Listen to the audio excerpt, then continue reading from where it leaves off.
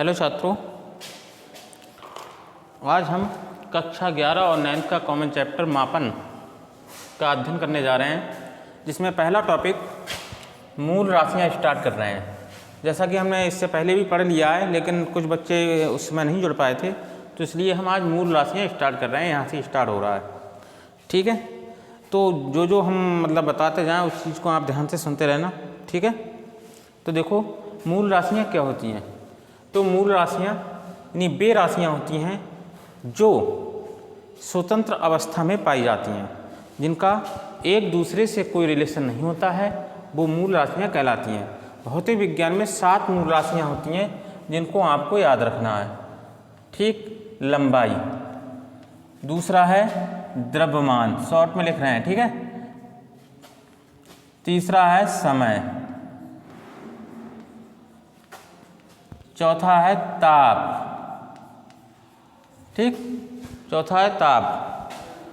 पांचवा है वैद्युत धारा, वैद्युत धारा।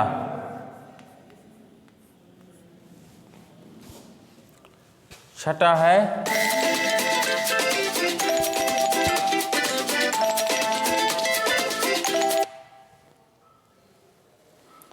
है ज्योति तीव्रता,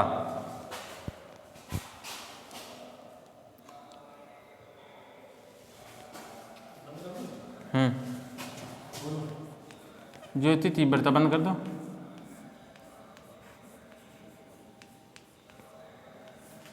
सातवां है पदार्थ की मात्रा, ठीक, पदार्थ की मात्रा।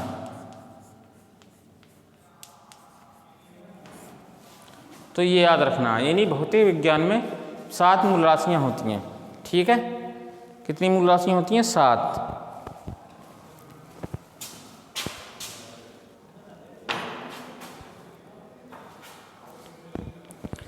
तो भौतिक विज्ञान में 7 मूल राशियाँ होती हैं जो याद रखना है, ठीक। तो वे राशियाँ जो एक दूसरे से पूर्ण स्वतंत्र होती हैं, जिनका एक दूसरे से कोई आपस में संबंध नहीं होता है, मूल राशियाँ कहलाती हैं। भौतिक विज्ञान में 7 मूल राशियाँ होती हैं: लंबाई, द्रव्यमान, समय, ताप, वैद्युत धारा, ज्योति तीव्रता, पदार्थ की मात्रा, ठीक। चलो पदार्थ की मात्रा को यहाँ लिख दे रहे हैं। पदार्थ की मात्रा 7वीं, पदार्थ की मात्रा, ठीक। इनको याद रखना, 7 राशियों को याद रखना। भौतिक विज्ञान में हम केवल 7 मूल राशियों का अध्ययन करेंगे: लंबाई, द्रव्यमान, समय, ताप, वैद्युत धारा, ज्योति तीव्रता, पदार्थ की मात्रा, ठीक है। अब देखो, इसके बाद टॉपिक आता है मूल मात्रक। मूल मात्रक क्या होते हैं? तो वे मात्रक जो मूल राशियों से उत्पन्न किए जाते हैं, मूल राशियों से प्राप्त होते हैं, वह मूल मात्रक कहलाते हैं, ठीक है। वे मात्रक जो मूल राशियों से उत्पन्न किए जाते हैं क्या कहलाते हैं? मूल मात्रक कहलाते हैं, ठीक। अब जिस प्रकार से 7 मूल राशियाँ, तो उनके 7 मूल मात्रक होंगे। तो देखो, लंबाई का होगा मीटर, याद रखना है।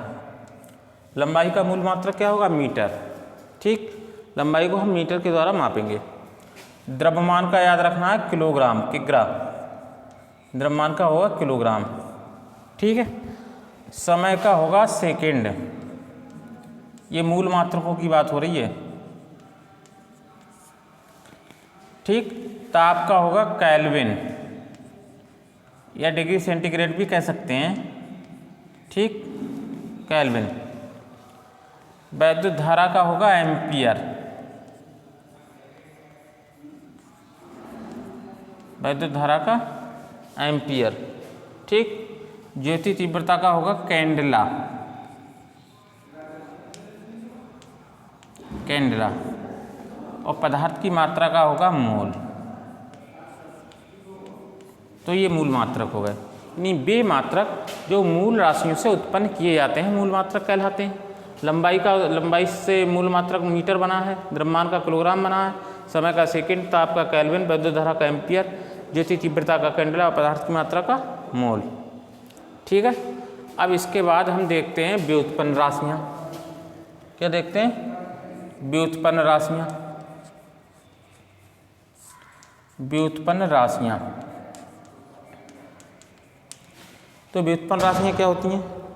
तो वे राशियाँ जो मूल राशियों से उत्पन्न होती हैं, मूल राशियों से उत्पन्न की जाती हैं, व्युत्पन्न राशियाँ कहलाती हैं। वे राशियाँ जो मूल राशियों से उत्पन्न की जाती हैं, व्युत्पन्न राशियाँ कहलाती हैं।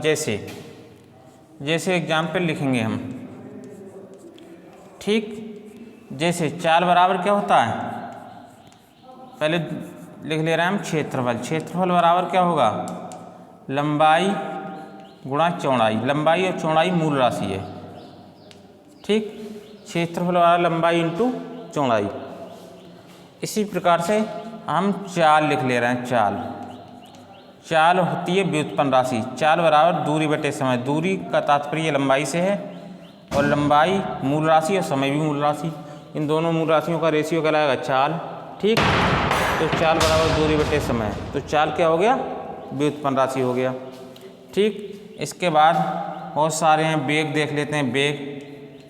वेग बराबर विस्थापन बटे समय। वेग बराबर विस्थापन बटे समय, ठीक। यानी उन 7 राशियों के अलावा जो भी राशियाँ होंगी वो सभी व्युत्पन्न राशियाँ होंगी जो मूल राशियों से उत्पन्न हुई हैं। चाल बराबर दूरी बटे समय, वेग बराबर विस्थापन बटे समय। इसके बाद हम देखते हैं त्वरण। त्वरण बराबर होता है वेग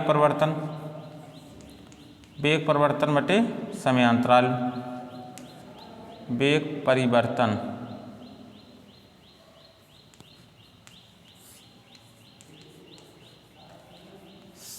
बटे समयांतराल।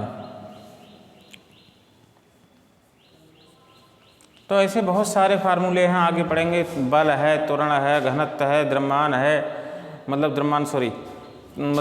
और सारे बहुत सारे फार्मूले हैं जो कि मतलब जितने भी होंगे उन 7 के अलावा वो सभी क्या होंगे, सभी होंगी व्युत्पन्न राशियाँ, ठीक। इसके बाद हम क्या पढ़ते हैं, व्युत्पन्न मात्रक। व्युत्पन्न मात्रक। तो व्युत्पन्न मात्रक क्या होते हैं?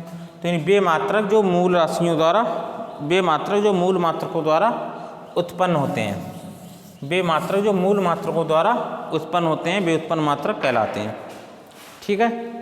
तो देखो अब जैसे क्षेत्रफल और लंबाई गुणा चौड़ाई। लंबाई का क्या होता है, मीटर। चौड़ाई भी है तो उसका भी मीटर, और मीटर समान है तो मीटर की घात क्या हो जाएगा, 2 मीटर स्क्वायर। मीटर स्क्वायर को वर्ग मीटर भी पढ़ते हैं। ऐसे ही चाल, दूरी का होता है मीटर बटे सेकेंड। तो इसको हम क्या लिख सकते हैं, या मीटर प्रति, बटे को हम प्रति कहते हैं, मीटर प्रति सेकेंड।